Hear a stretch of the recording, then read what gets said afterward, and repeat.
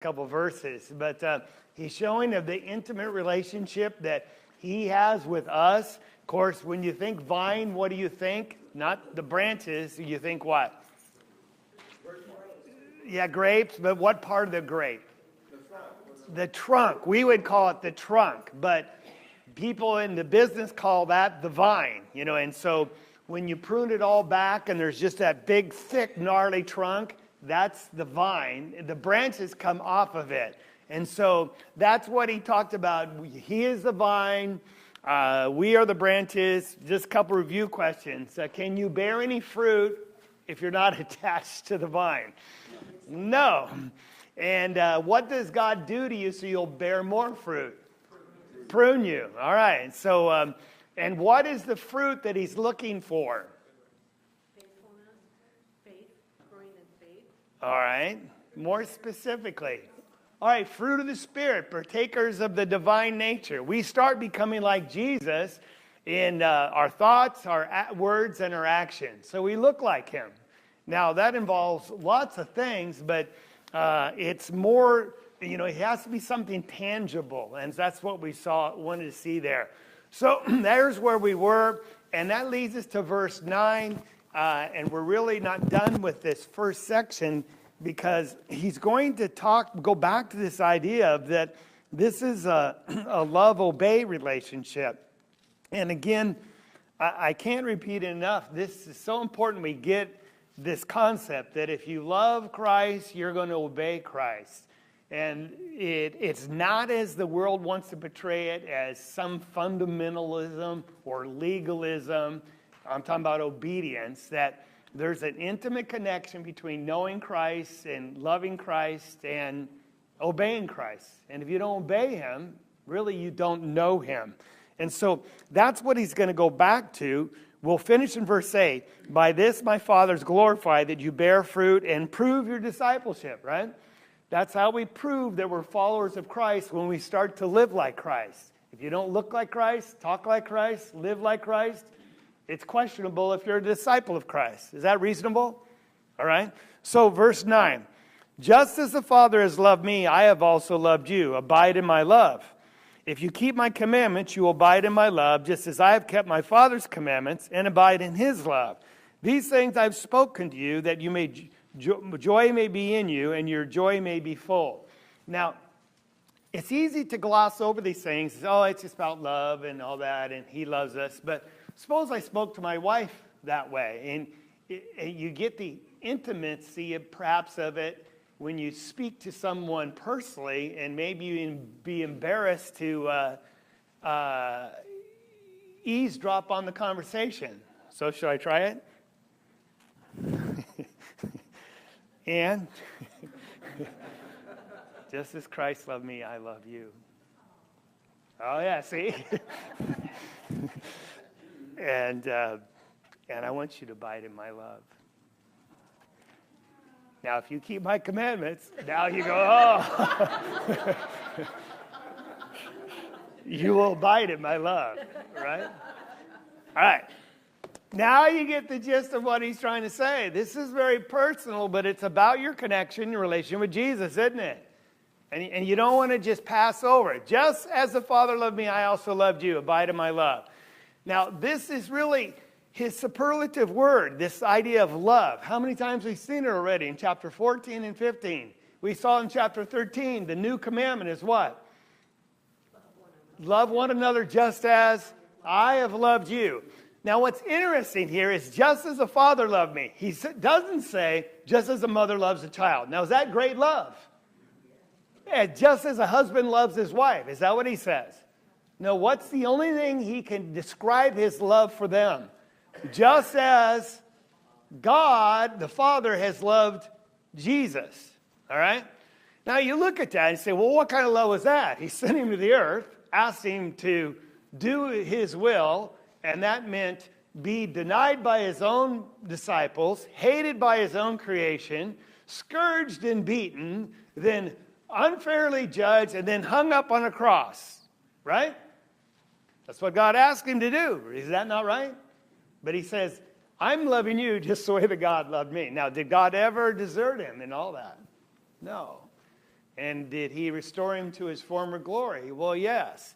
There's a love that God had for Jesus that Jesus is going to extend to us. Now, when we look at that, he says, if you keep my commandments. So we're back to this idea that any type of faith or discipleship means you're going to obey Jesus. You're going to do what he asks of you.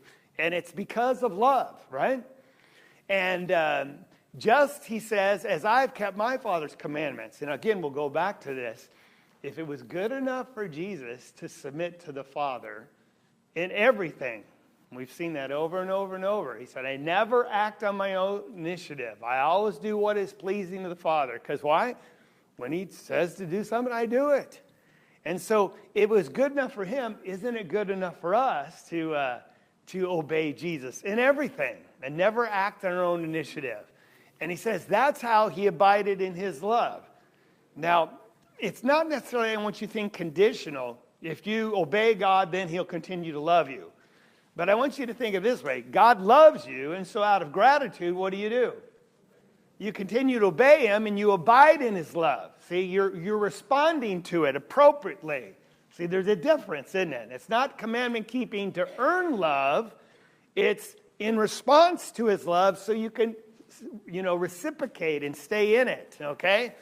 So these things I spoke to you that my joy may be in you and your joy may be made full. Yes. I was thinking about this, and in this love, and that he is keeping the commandments that are really, they speak of love. The commandments are a loving thing to do in itself. And I think of right. SEAL Team 6, and that they have a great mission. It's a huge mission, and they're to go in at their own risk and sacrifice of themselves to save somebody else who cannot save themselves. That's right. In deep trouble, and they can't get out of their trouble, and they need to be rescued. And that's how I see it, as being an that's act good. of love. If you didn't hear that one thing, she said that his commandments are an expression. It's how we show love to others, right?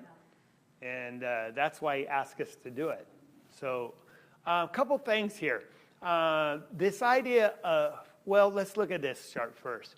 Here, I just want you to put it in a chart form because I'm visual and maybe some of you are too. He says, just as the Father loved me, right? And we know that he did, even though he asked him to do some tough things. And he says, I abided in his love by obeying him, honoring what he said. So you see this cycle here. God loved Jesus. Jesus responded by obeying him and everything. And that's how he abided in his love. So he says, okay, that's what I want to see here between the disciple of Christ and, and himself. He says, just as the Father loved me, he said, I've loved you. So now we have that, right? Yes, Jesus specifically loved these 12, now just 11 because Judas has left the group. Has he loved them? Oh, yeah. Is he going to leave them as orphans? No, he's promising them a helper. And he said, anything you ask of me in my name, I'm going to grant you. And I want you to abide in my love so your joy can complete. And so he's loved them. He will love them to the end. And he said, here's what I want. Just as I obeyed Christ, I want you to obey, or the Father, I want you to obey me. See the same circle, just as we saw with Jesus? Again, if it was good enough for him, it's good enough for me. But it shows how we have a dynamic relationship with Christ, all right? And so this commandment keeping is act of love, and it's a response to his love.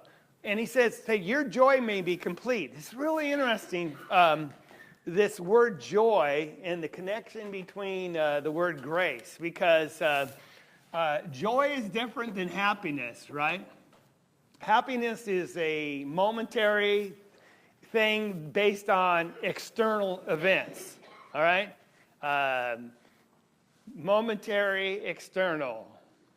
So Andrea saw Blake come in, and momentarily she was full of happiness, right? Were you? All right. But when she leaves, she'll be sad, but she still have joy. See, joy is not based on external things. It's something internal, all right? And so, but it comes from this word, if you see up there, in the Greek, it's with an X-A-R-A. but we call it chara or charis. When you speak of charis or charis, that's the idea of rejoicing. Then there's the word for joy, and then there's another word that is very similar to this. Does anyone know what it is?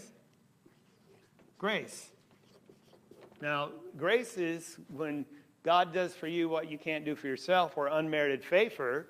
That causes you to what? Rejoice.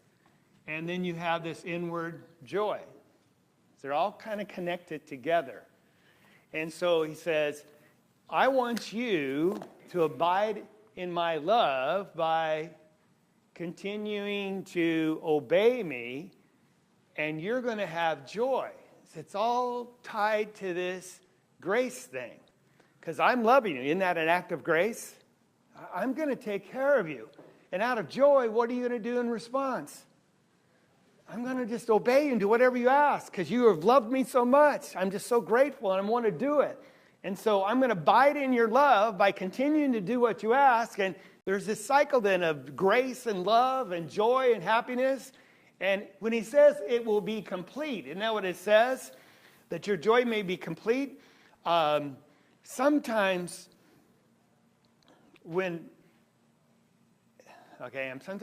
I'm a prankster, I guess. I learned it from, I don't know.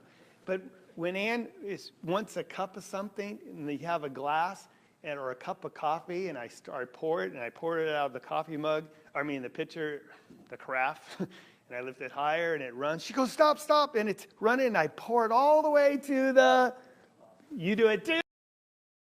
So then when she has to pick it up, she has to be very careful not to spill any. Why do we do that? It's a male thing. It's a male thing, all right?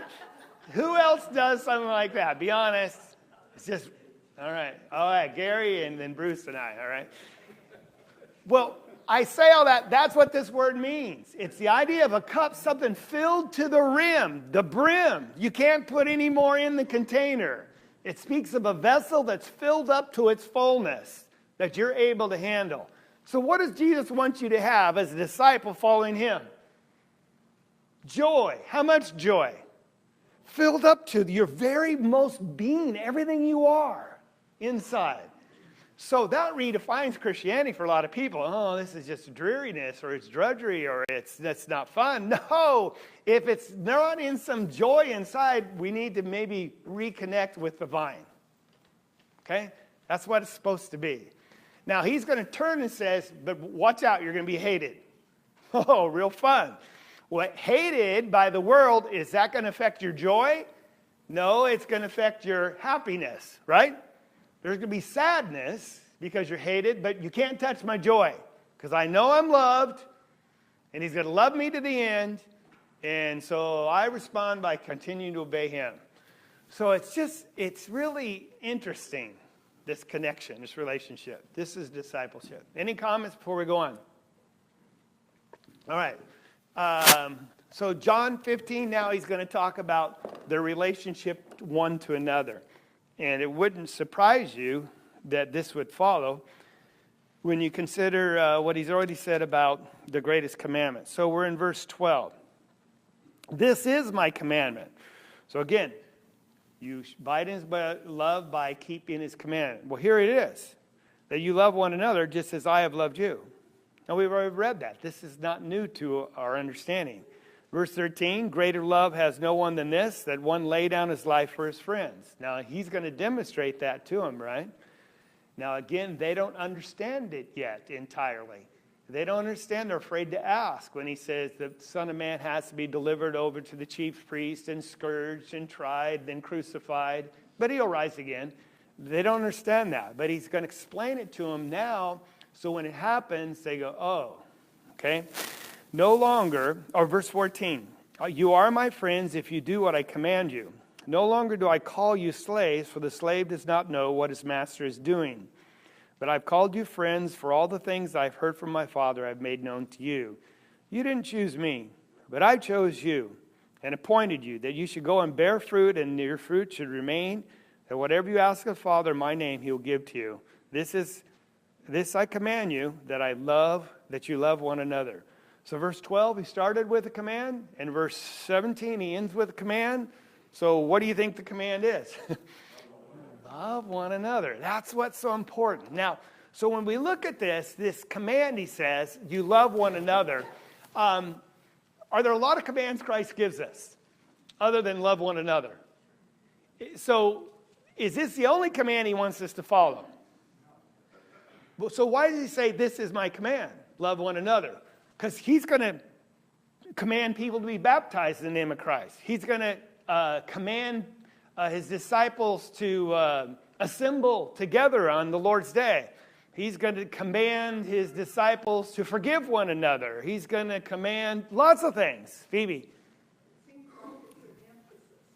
Well, it certainly is the emphasis, isn't it then? All right, good. Yes? It's the core. All right? And you might say it's like the umbrella, and every other command hangs from it. Because every other command is an expression of love.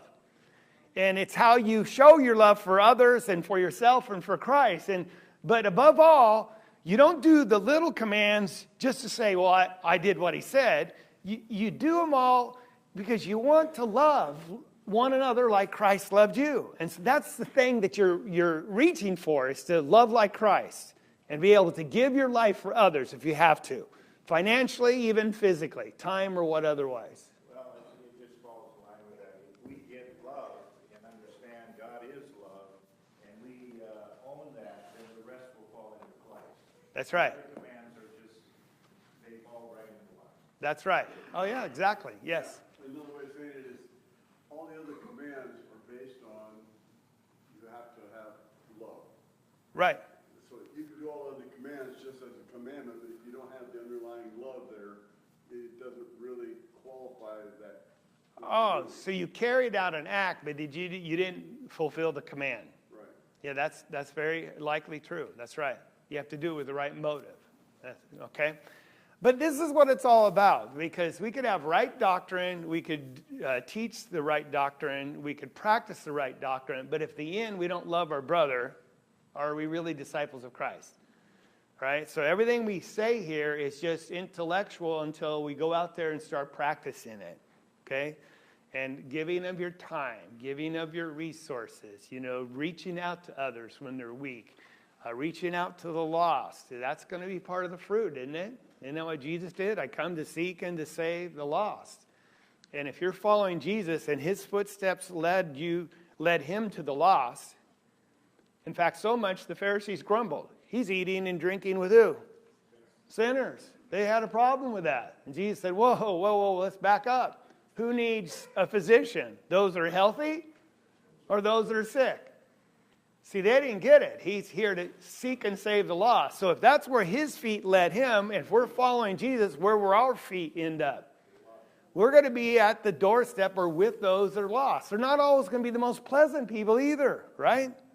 Because they're in trouble. They're caught up in the world. But all of us were to some extent, right? And so that's what it's all about, all right? Now, what I like about this, he says, if you do what I command you, you're not a servant. What does he call you?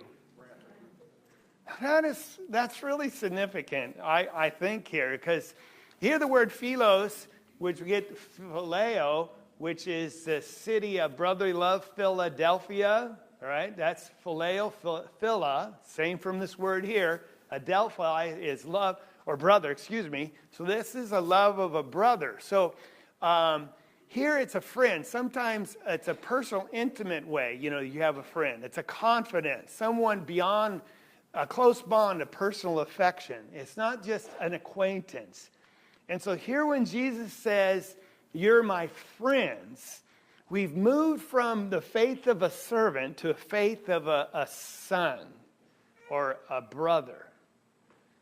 That's a different. Now, are we always servants of Jesus Christ?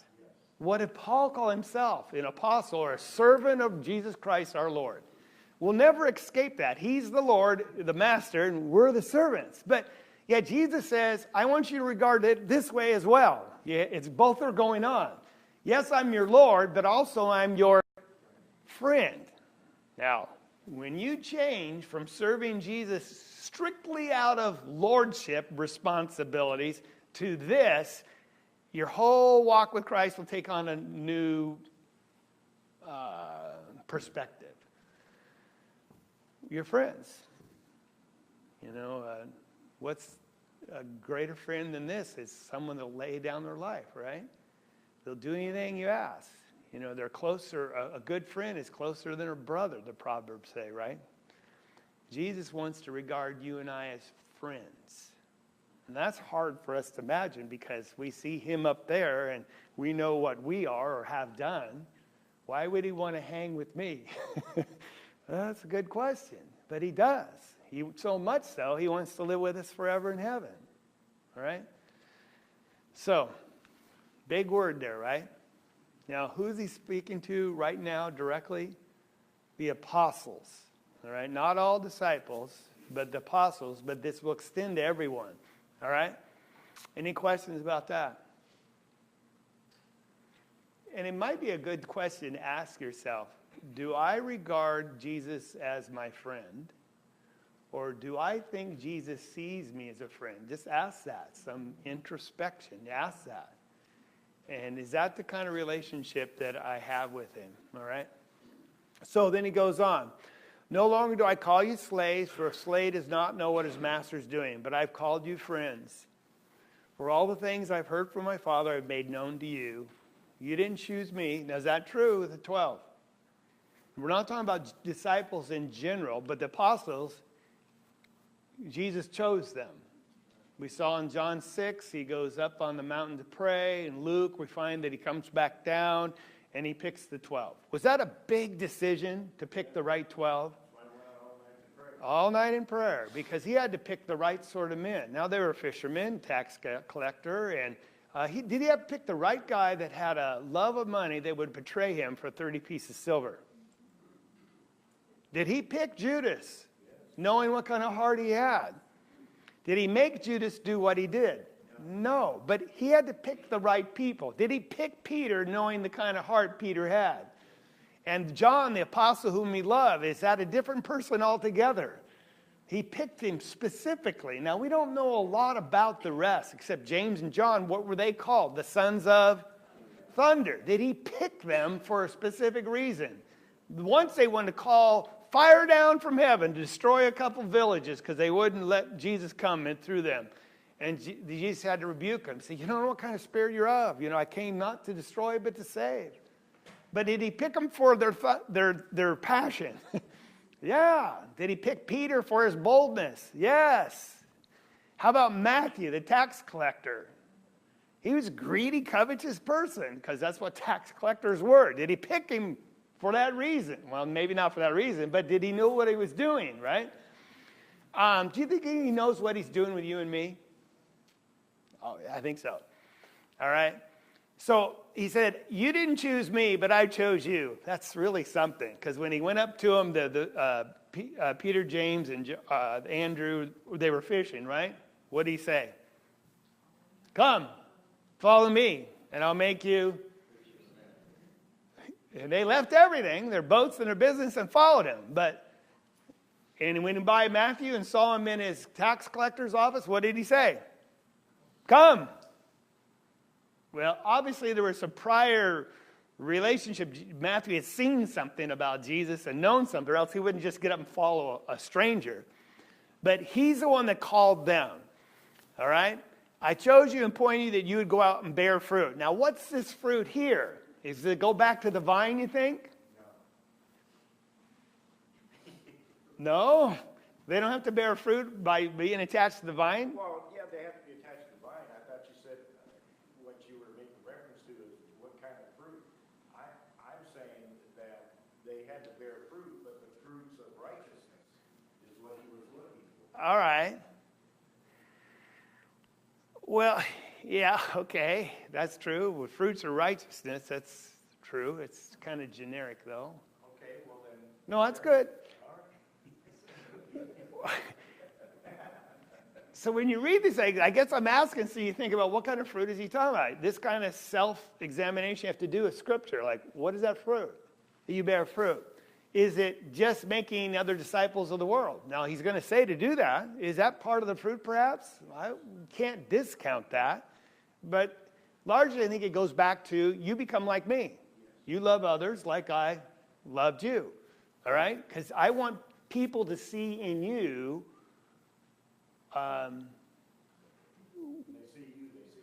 that. Thank you. All right, that's what they want to see. Gary? Well, I think part of this is he's talking about the love he talked about earlier. Right.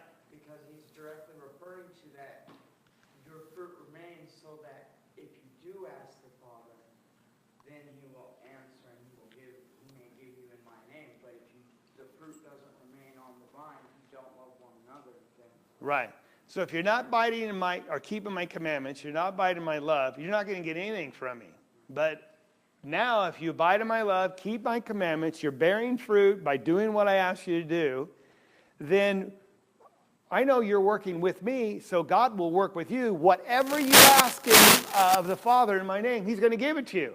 So because I already know it's not going to be riches, right? It's not going to be something for self. It's something to help you bear fruit. That's right. That's when you know you have God's blessings guaranteeing your life, when you're working in this cycle of his will. All right? So that's his command. He says that you love one another. All right. Anything there? Because now he's going to go now to our relationships with the world. So we're in this next section. Because he's sending them out. He's telling them again, I'm leaving you. Now he's saying, watch out. And I want you to do this so when you don't stumble. See in chapter 16, verse 1. These things I've spoken to you that you may be kept from stumbling. Because sometimes these things are going to be so rough to digest at the moment. The persecution they're going to receive. James is going to be beheaded. Right? Not too long after Christ ascends into heaven. Of course, Stephen's going to be stoned even before that. And when it happens, what might you think? The world starts hating you like they hated Christ. Well, maybe we're wrong. Maybe Christ doesn't love us. Maybe he's not with us. Why are these things happening? Isn't that what we ask? So I'm telling you ahead of time, so when it happens, you don't stumble. Yes? Mine says that you should not be offended. Okay, offended. Specifically when we get there what it actually means. But yes, okay, good.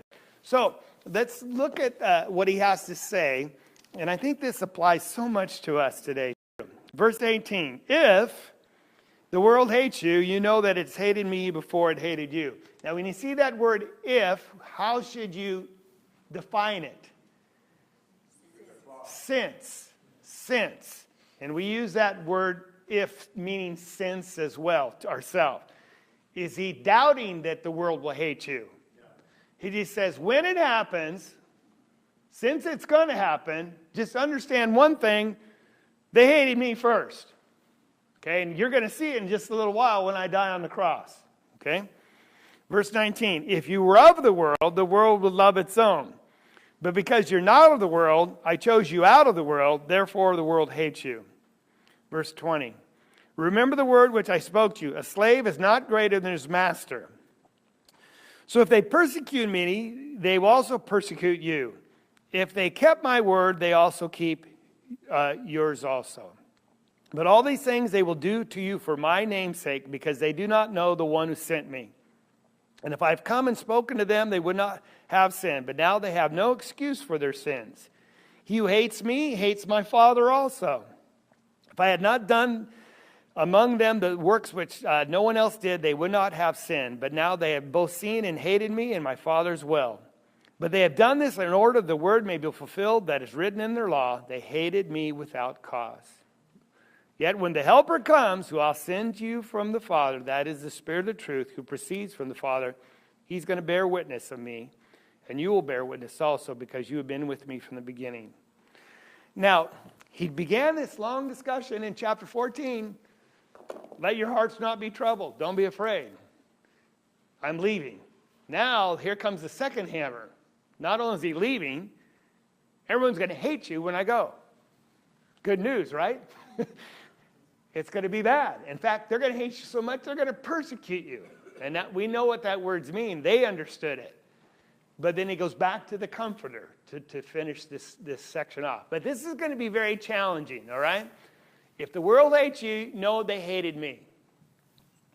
And the reason they're going to hate you is because you're not of the world.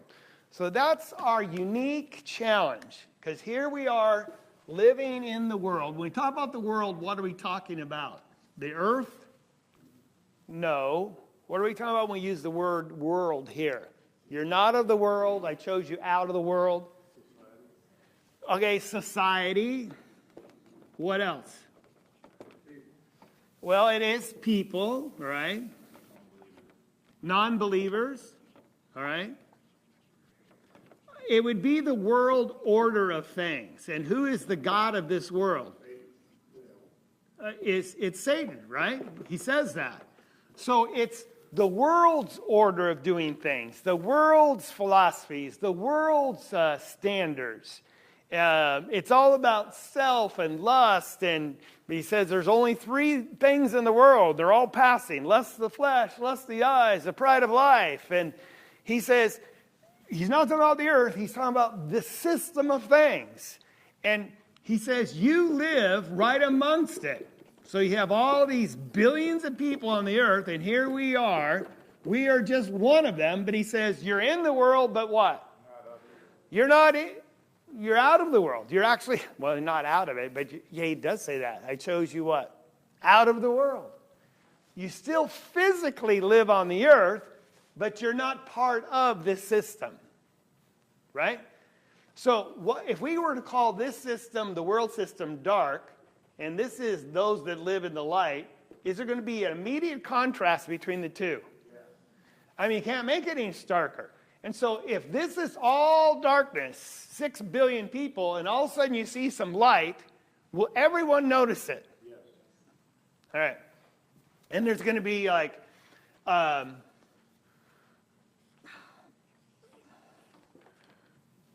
kind of people in the world.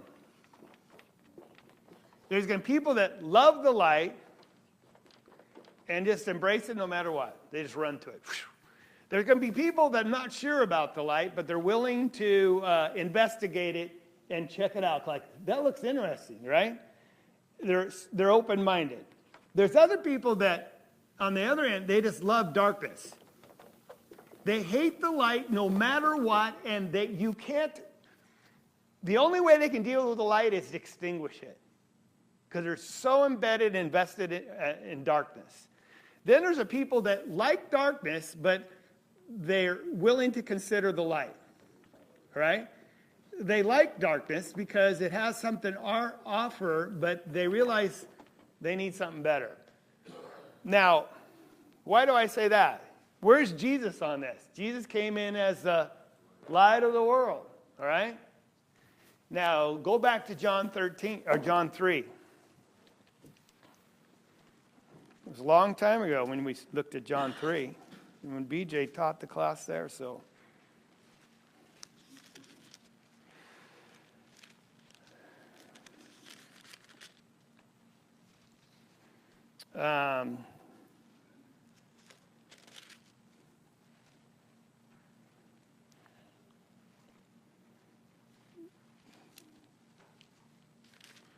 Okay, where's the passage I'm looking for? Verse 18. Okay, verse 19. Let's start there. John 3, verse 19. This is the judgment. The light is come into the world. And the men love the darkness rather than the light, because their deeds were evil. Now, who would that be on our list here, 1 through 4? Therefore, it doesn't matter what you say, what you do, they're going to hate the light because they love darkness. They love it. So if you're going to walk up to them as a Christian and you're not of this world and you're shining the light of Christ, what are they going to do all the time? They're going to hate you. Why? Is it personal to you? No, it has nothing to do with you. It's all about them. They hate light and they love darkness. Well, why do they hate the light then so much? Because everyone, verse 20, who does evil hates the light and does not come to the light, lest his deed should be exposed. So what you do is when you shine around them, you show them and everyone else around how evil they are. Just your light. It exposes them. Now, do you have to preach at them and say, shame on you? No, just by your good deeds and telling the truth and being honest and loving others, being sacrificial, it makes them look bad. Isn't that what Christ did happen to them? And so when the light encounters the darkness, they have only one alternative. It's to hate you and get rid of you. And we have to get comfortable with that. Well, comfortable. That's not the right word. What am I looking for? We have to own it. Huh? You have to Comprehend it. You'll never get comfortable because it's just, but the reason is because they're evil. And then what it says, their deeds are evil. There's some people, they're so locked in this world, seduced by the Satan, they'll never come. That was the Jews that killed Jesus, right? And we might have put Saul in there with them because he was the biggest antagonist and being hostile Christians were. But did he love the light? Yes. Yeah, because you don't always know who that person is because Paul was probably over here. He's like a number 2. He didn't see it at first, but boy, when he got a chance to see it, did he get on board totally, right? And you'll have people in your lives like number 2s. They just need to be shown the way. And you have people like number 3s. They look like they're living in the world and they love darkness because it's fun. But if you approach them correctly and they're in the right time and place, you can lead them to Christ. But when you encounter a number 4, it's just what? Dust your feet and move on. Isn't that what Jesus said? Well, that's what he's saying here. Did I finish that section? Verse 21, back in John 3. He who practices the truth comes to light, that his deeds may be manifest as having wrought or born in God. So there's what we're seeing here. You're not of the world, and the world loves its own, so they're going to hate you because you're of the light, they're of darkness. Does that make sense? I love his word pictures because you all of a sudden understand why. It's not without significance that disciples are to be known by their love, and the world is by its hatred. Did you get that? Disciples are known by their love. The world is known by their hatred. Is there any bigger contrast than that? Now, we've got to be careful that we don't fall and trap the world and start hating others because of their evilness, because then we become just like them. We love people. Of course, we always hate sin because Christ died to get rid of sin. But we never want to take on this hate that the world shows. And it's easy sometimes for Christians in their love for righteousness and despising wickedness start hating other people. Can't go there. You know what I'm saying? Just can't go there. You have to check yourself constantly. All right?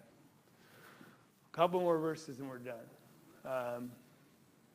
Remember the word I said to you, slaves not greater as master. He's already talked about that, about washing his disciples' feet. Now he's going to apply it to being persecuted or hated. And so if they persecuted me, of course they're going to persecute you. All right? And if they kept my word, they're going to keep yours also. Because the 12 are going to go out and preach the word of Christ. And some are going to reject it, and some are going to accept it. And so he says, they're going to do this because of my name's sake, because they don't know the one who sent me. So disciples will be persecuted. Just count on it. It has been said, if you're not being persecuted, maybe you're not following Christ like you should. Now, in America, do we get persecuted like he's talking about here? No, not even close. They were put to death, all right, thrown in jail. Sometimes the persecution is more subtle, and it can cause people to fall away just as fast. But you will be persecuted. And it's not personal. It's all on account of what? Jesus. He says, for my name's sake. They're going to do it because of me. Because they're rejecting me. So let's never take it personal, and that'll help you from hating or getting a bitter spirit, right? No, don't want to have a bitter spirit. And so don't take it personal. What did Stephen do when they're throwing stones at him? Oh, yeah. You know, how do you say that? There's no bitterness there at all, is there? Okay? So think about that. And the reason is they don't know the Father. And that's most of the world. They don't know the Father, do they? And if they knew him, they would know Jesus and they'd be willing, open to your message about Jesus. Okay, the last one we're done. They did this to fulfill the word. They hated me without a cause. That's either from Psalm 69 or Psalms 35:19. But I just want you to think about this. There's no reason or cause. You say, what did I do? You know what we ask? Why? I just want you to know, it's not fair. It'll never be fair. It's never just. Because what? There's no cause. So when you're asking why, the answer is there is no answer because it's not fair. You didn't do anything wrong except for what? Following Christ. That's the only thing you did wrong, is loving, being light. So if you're looking for an answer that can't be found, you're going to torment yourself. There's no answer. It's not fair. There's no cause. You didn't do anything wrong. So keep that joy. Just keep following Christ. Yes, Gary, and we're done. If we love our enemies, that shows the rest of the world that we're in Christ, but it makes them look bad, not us. That's right. And he's going to say that when we come up there, that he's going to judge the world just by being there. He's going to judge them. All right, thank you. We'll stop right there and finish 15 and get into 16, Lord willing, next week.